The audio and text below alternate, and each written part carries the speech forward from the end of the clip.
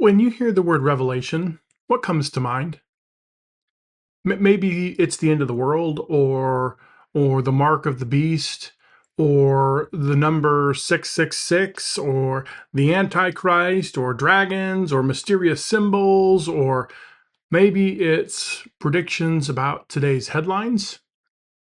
For many Christians, Revelation has become the most intimidating book in the Bible. There are some who will just avoid it altogether.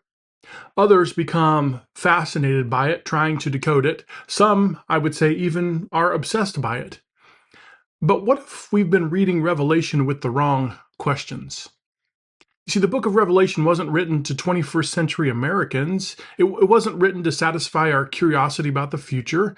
It wasn't given so every generation could identify the latest political leader as the beast.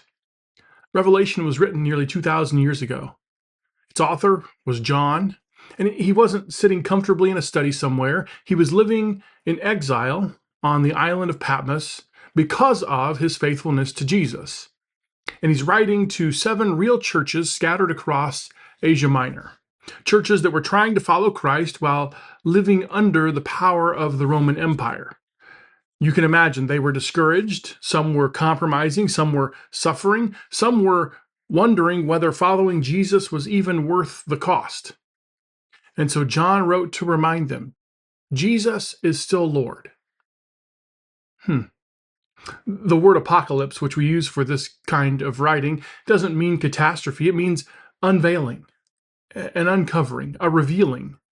Revelation pulls back the curtain so we can see reality from God's perspective. It reminds us that kingdoms rise and fall, empires come and go, but the Lamb remains on the throne.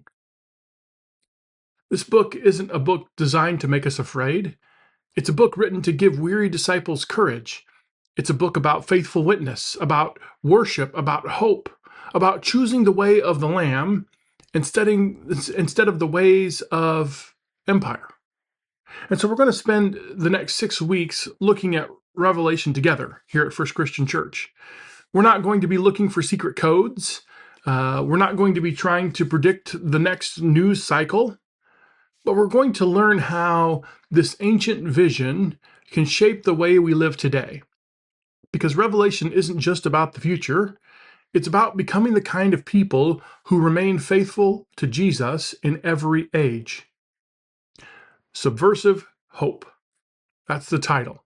We're beginning this Sunday, August 16th, looking at Revelation chapter 1. We're going to work our way through this book over the next several weeks.